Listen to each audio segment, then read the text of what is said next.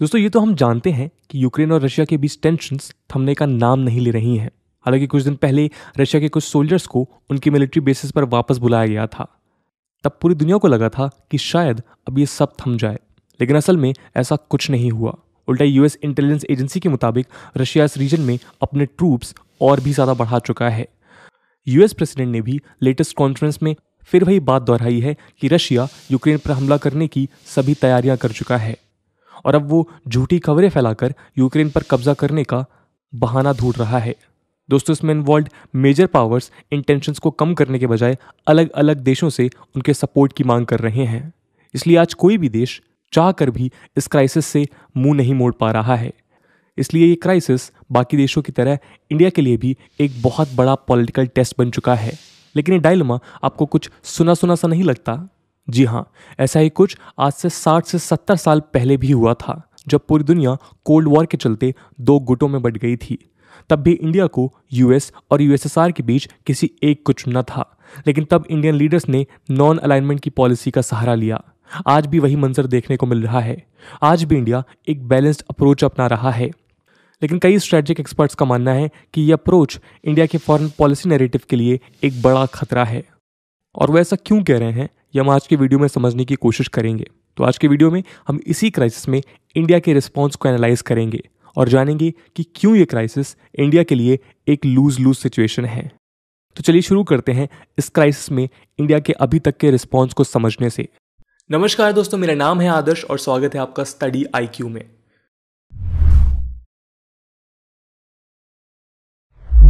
दोस्तों इस diplomatic crisis में इंडिया एक बहुत बैलेंस्ड और प्रिवेंटिव अप्रोच अपनाने की कोशिश कर रहा है। पहले तो इंडिया ने कई हफ्तों तक इस क्राइसिस पर डिप्लोमेटिक साइलेंस मेंटेन किया, लेकिन अब जब उसने चुप्पी तोड़ी तब उसने अपने ग्लोबल कम्युनिटी से इस क्राइसिस को डिप्लोमेटिक और पीसफुल तरीके से सुलझाने की गुहार की। साथ ही 30 जनवरी 2022 को यूनाइटेड स्टेट्स सिक्योरिटी काउंसिल में यूएस ने इस क्राइसिस के ऊपर डिस्कशन की मांग की।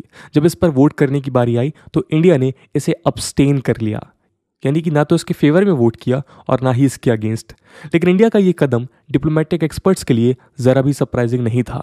वो इसलिए क्योंकि 2014 में जब रशिया ने क्राइमिया पर अटैक किया था और यूएस ने उसके खिलाफ यूनाइटेड नेशन सिक्योरिटी काउंसिल में एक रेजोल्यूशन पास किया था, तब भी इंडिया ने अपना वोट अब्सटेन कर लिया था।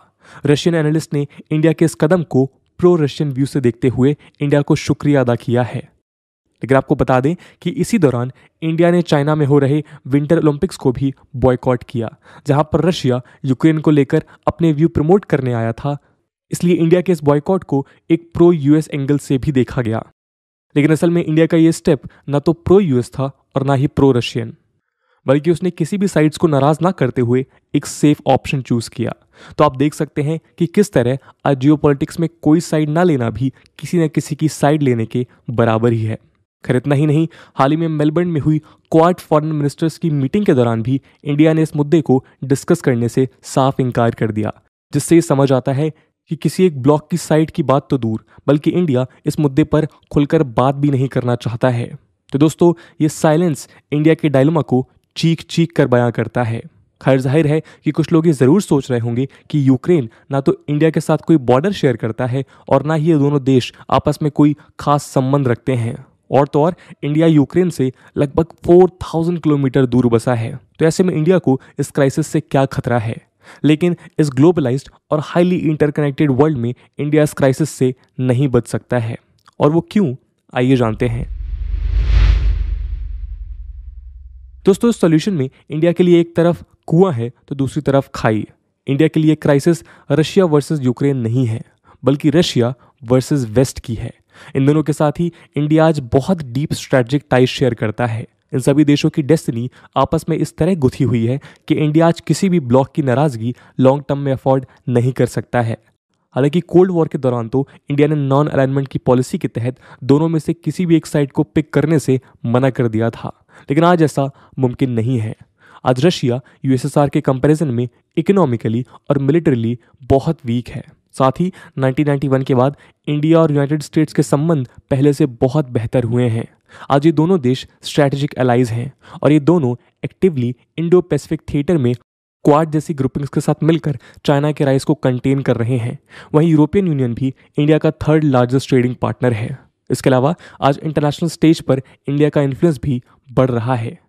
ऐसे में इंडिया न तो कोल्ड वॉर की तरह दोनों साइड से दूर रहने की कोशिश कर सकता है और ना ही ये चाह कर भी कोई एक साइड पिक कर सकता है, स्पेशली तब जब दोनों ही साइड्स एक्टिवली इंडिया के सपोर्ट की मांग कर रही हैं। कुल मिलाकर आज ये सिचुएशन इंडिया के लिए बहुत कॉम्प्लिकेटेड और साथ साथ रिस्की भी है। आइए कुछ प्रोमिनेंट रिस्क पर हम एक नज़र डालते हैं।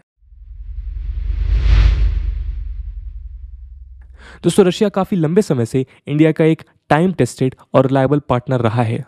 साथ ही इंडिया की लगभग 86% डिफेंस रिक्वायरमेंट्स रशिया पूरी करता है। साथ ही इंडिया रशिया के डिफेंस एक्सपोर्ट्स की सबसे बड़ी मार्केट है और पिछले कुछ सालों में ये एक बायर सेलर के रिलेशनशिप से बढ़कर जॉइंट रिसर्च, डिज़ाइन और डेवलपमेंट के लेवल तक अपग्रेड हुआ है।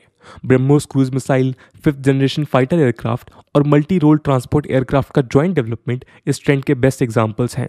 डिफेंस के साथ साथ रशिया ने कई बार यूनाइटेड नेशंस में खुलकर कश्मीर इशू पर इंडिया को सपोर्ट किया है। इतना ही नहीं, उसने ब्रिक्स और एससीओ जैसे चाइनीज डोमिनेटेड प्लेटफॉर्म्स पर भी इंडिया के इंटरेस्ट को सपोर्ट किया है। साथ ही रशिया यूएनएससी का एक परमानेंट मेंबर भी है, इसलिए यूएनएससी की परमानेंट सीट के एम्बिशन में रशिया का सपोर्ट इंडिया के लिए बहुत ज़्यादा क्रूशल है। यानी कि रशिया के अगेंस्ट जाना इंडिया के लिए अभी नामुमकिन है। लेकिन दूसरी तरफ रशिया का साथ देने का मतलब यूएस के एग्रेसिव सैंक्शंस को खुला निमंत्रण देना है। किसी भी कॉन्फ्लिक्ट की सिचुएशन में रशिया को तो यूरोप और अमेरिका के सैंक्शंस झेलने पड़ेंगे ही, लेकिन इंडिया को भी कास्टा यानी countering America's adversaries through sanctions act के अंतर्गत सैंक्शंस का सामना करना पड़ सकता है। कास्टा यूएस कांग्रेस के द्वारा लगाया गया एक ऐसा लॉ है जिससे वो अमेरिकन इंटरेस्ट के अगेंस्ट जाने वाले देशों या ऐसे देशों के साथ एंगेज करने वाले देशों के साथ इकोनॉमिक सैंक्शन जैसे टूल इस्तेमाल करता है। आपको बता दें कि इंडिया और रशिया के बीच अभी S-400 मिसाइल सिस्टम और AK-203 असॉल्ट राइफल्स के जॉइंट प्रोडक्शन को लेकर डील साइन हुई थी, जिसके अंतर्गत इंडिया के ऊपर कास्टा के सैंक्शंस इंपोज करने की बात की जा रही थी।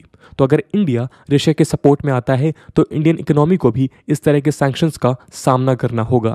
इसके अलावा इंडिया ने हमेशा डेमोक्रेसी, सोवर्निटी और नॉन वायलेंस जैसे प्रिंसिपल्स को सपोर्ट किया है, और जहां वो एक तरफ चाइना के इलीगल एक्सपेंशनिस्ट एम्बिशंस को टारगेट करता आया है, वहीं दूसरी तरफ यूक्रेन के इन्वेजन को सपोर्ट करना इंडिया के मोरल ऑब्लिगेशंस के खिलाफ है। दोस्तों, अगला सबसे बड़ा चैलेंज है चाइना। इंडिया को एक एग्रेसिव चाइना को कंट्रोल करने के लिए यूएस और रशिया दोनों की ही बहुत ज़रूरत है। यूरोप में कोई भी क्राइसिस यूएस और नेटो के फोकस को इंडो पैसिफिक से खींचकर वापस यूरोपियन बैटलफील्ड में ले आएगी।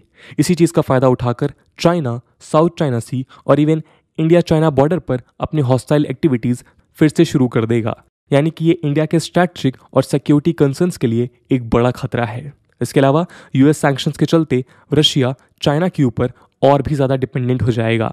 ये एक्सेस आगे चलकर पाकिस्तान को भी फेवर कर सकती है। यानी कि सिचुएशन में हर तरफ से इंडियन इंटरेस्ट खतरे में है। अब बात करते हैं इकोनॉमिक एंगल की। दोस्तों, ये तो हम जानते हैं कि वॉर किसी भी देश की इकोनॉमी के लिए फेवरेबल नहीं होता है। आज पूरी दुनिया पहले से ही हिस्टोरिक इन्फ्लेशन यानी महंगाई का शिकार हो रही है। ऐसे में एक वॉर का छिड़ना दुनिया के हर व्यक्ति को बहुत महंगा पड़ सकता है। खैर, आपको बता दें कि आज India Russia bilateral trade $8 billion के आसपास का है। हालांकि आज India Russia trade Soviet era के कंपैरिजन में इतना सिग्निफिकेंट नहीं है, लेकिन एक पोटेंशियल वॉर के सिनेरियो में रशिया और उसके साथ डील करने वाले नेशंस के ऊपर लगने वाले सैंक्शंस इंडियन इकोनॉमिक इंटरेस्ट को ज़रूर अफेक्ट कर सकते हैं। अभी तक हमारी global supply chains corona virus pandemic के शॉक से पूरी तरह उभरी भी नहीं है कि इस दूसरी क्राइसिस ने उनके दरवाजे पर दस्तक दे दी। अगर वॉर छिड़ जाता है तो ग्लोबल सप्लाई चेन्स एक बार फिर बुरी तरह इफेक्ट होंगी, और एक प्रोडक्ट जो इंडिया को सबसे ज़्यादा इफेक्ट करेगा वो है कुकिंग ऑयल। आपको बता दें कि इंडिया ने last year 1.98 million turns sunflower oil import किया था, जिसका 74% केवल यूक्रेन से मंगाया गया था। हालांकि वॉर के चांसेस को ध्यान में रखते हुए इंडिया ऑलरेडी ब्राज़ील और अर्जेंटीना जैसे ऑल्टरनेटिव्स एक्सप्लोर कर रहा है, लेकिन इतनी जल्दी उन पर शिफ्ट करना आसान नहीं होगा। इतना ही नहीं, इस क्राइसिस ने petroleum, natural gas, oil, stock market और गोल्ड के प्राइसेस पर तो असर दिखाना शुरू भी कर दिया है। 2022 में क्रूड ऑयल का प्राइस $70 से $75 पर बैरल एस्टिमेट किया गया था, लेकिन इन टेंशंस के बीच उसका प्राइस 14% की हाइक के साथ लगभग $90 पर बैरल तक पहुंच चुका है। एनालिस्ट के मुताबिक अगर ये क्राइसिस जल्दी रिजॉल्व नहीं होती है तो ये $125 पर बैरल तक भी पहुंच सकता है। Russia global crude oil production में 13% कंट्रीब्यूट करता है। ये अमाउंट ओपेक यानी organisation of petroleum exporting countries के टोटल क्रूड ऑयल प्रोडक्शन से 2 गुना ज़्यादा है। इसके अलावा हम जानते हैं कि यूरोप अपनी नेचुरल गैस की सप्लाईज के लिए किस तरह रशिया पर निर्भर है।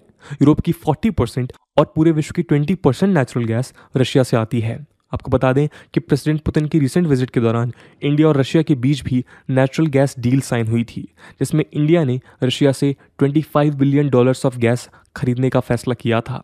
लेकिन जाहिर है कि वॉर के सिनेरियो में नेचुरल गैस के प्राइसेस सभी रिकॉर्ड्स तोड़ते हुए ग्लोबल इकोनॉमी को एक बड़ा झटका देंगे, जिससे इंडिया जैसी इकोनॉमीज के ऊपर एक डिवास्टेटिंग इम्पैक्ट पड़ना निश्चित है।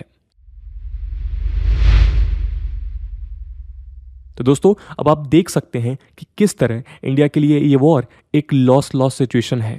और केवल इंडिया ही नहीं, बल्कि कभी भी कोई वॉर किसी के हित में नहीं होता। आज की हाईटेक न्यूक्लियर पावर दुनिया में तो इसको समझना और भी ज़्यादा ज़रूरी हो गया है। दोस्तों, इस मल्टीपोलर वर्ल्ड की स्टेबिलिटी के लिए एक स्ट्रॉन्ग रशिया बहुत अहम कड़ी है, स्पेशली इंडिया के बढ़ते एम्बिशंस के लिए, जहां वो यूएस और चाइना दोनों के ही राइज को बैलेंस करना चाहता है। इंडिया के नेशनल और स्ट्रैटेजिक इंटरेस्ट को एक स्टेबल मल्टीपोलर वर्ल्ड की ज़रूरत है, जहां वो खुद भी एक रिस्पॉन्सिबल ग्लोबल पावर के रूप में उभरना चाहता है। इंडिया पीस और सोवरेन वैल्यूज के साथ किसी भी तरह कॉम्प्रोमाइज नहीं कर सकता, और इसी को ध्यान में रखते हुए इंडिया को इन टेंशंस के बीच पीसफुल डायलॉग और रेजोल्यूशन को ही सपोर्ट करते रहना होगा, और आज वो एग्जैक्टली यही कर रहा है। तो दोस्तों, ये थी कहानी इंडिया के ऊपर इम्पैक्ट की एक पॉसिबल रशिया यूक्रेन वॉर में। इस पूरे एनालिसिस को लेकर आपका क्या ओपिनियन है, कमेंट सेक्शन में ज़रूर बताइएगा। आज की वीडियो के लिए इतना ही। आई होप आपको वीडियो पसंद आई होगी, और अगर पसंद आई है तो अपने दोस्तों के साथ शेयर करना मत भूलिएगा। हम मिलते हैं अगले वीडियो में, तब तक के लिए जय हिंद, जय भारत।